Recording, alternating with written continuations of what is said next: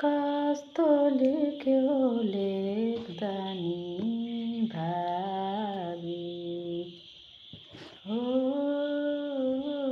मेरो जीवन अर्कैले हक दाबी जिन्दगी नै बलिदान दिए तिम्रो नाउँमा